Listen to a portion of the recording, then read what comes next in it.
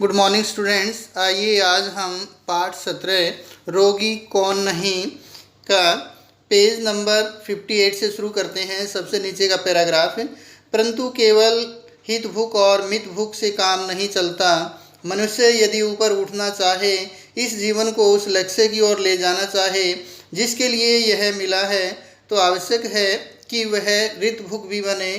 अच्छी वस्तुएं खाए, थोड़ी खाए, परंतु वे वस्तुएं खाए जो उत्तम कमाई से प्राप्त की गई हों। इस संबंध में आर्य सन्यासी आनंद स्वामी ने महात्मा हंसराज जी के जीवन की एक घटना का उल्लेख अपने प्रवचन कथा में किया है। महात्मा हंसराज जी एक बार हरिद्वार के मोहन आश्रम में ठहरे हुए थे। एक वानप्रस्थी उनके पास ही एक कमरे में रहते थे। एक दिन वह वानप्रस्थी महात्मा जी के पास आए और ज़ोर ज़ोर से रोने लगे। कहने लगे कि मैं लुट गया, मेरी उम्र भर की कमाई नष्ट हो गई। पूछने पर पता चला कि वह पिछले कई वर्षों से ईश्वर भक्ति के मार्ग पर चलता हुआ ध्यान और उपासना की सीढ़ी तक पहुंच चुका था। भगवान के ध्यान लगाने में उसे शीतल ज्योति, सुख और शांति की अनुभूति होने लगी थी, किंतु आज रात उसने जब भी ध्यान लगाने की कोशिश की तो ऐसा प्रतीत हुआ कि रोशनी में लाल दुपट्टे वाली एक नौजवान लड़की खड़ी है।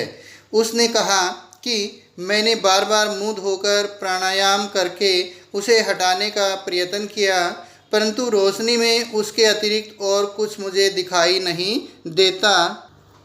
महात्मा जी ने पूछा कि किसी बुरे व्यक्ति की संगत में तो नहीं बैठे, कोई बुरी पुस्तक तो नहीं पढ़ी। उसने कहा कि ऐसा कुछ नहीं किया। बातों बातों में पता चला कि कल उसने एक सेठ के भंडारे में भोजन किया था। महात्मा जी ने कहा कि जाकर पता लगाओ वह सेठ कौन है, क्यों उसने भंडारा किया है।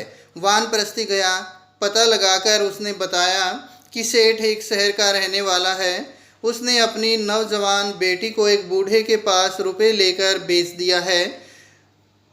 उसमें से 2000 रुपये लेकर वह हरिद्वार आया है और इस पाप का प्रायश्चित करने के लिए उसने भंडारा किया है। इस बात को सुनकर महात्मा जी ने कहा कि यही वह नौजवान लड़की है जो तुम्हें दिखाई देती है। तुमने जो कुछ खाया वह पुण्य भाव से दिया हुआ दान नहीं था, पाप की कमाई का एक भाग था। उस लड़की का मूल्य, जब तक यह अन्न तुम्हारे शरीर में से नहीं निकलेगा तब तक उस लड़की का दिखाई देना बंद न होगा। यह है पाप का अन्न खाने का परिणाम।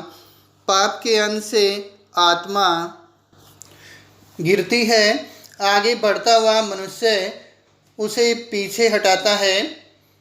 इसलिए वांगभट्ट ने कहा, केवल हितभुक और मितभुक होना ही पर्याप्त नहीं है। मानव यदि हर प्रकार के रोगों से बचना चाहता है तो उसे रितभुक भी होना चाहिए। तो बच्चों, ये था आज का लेसन नंबर 17। धन्यवाद।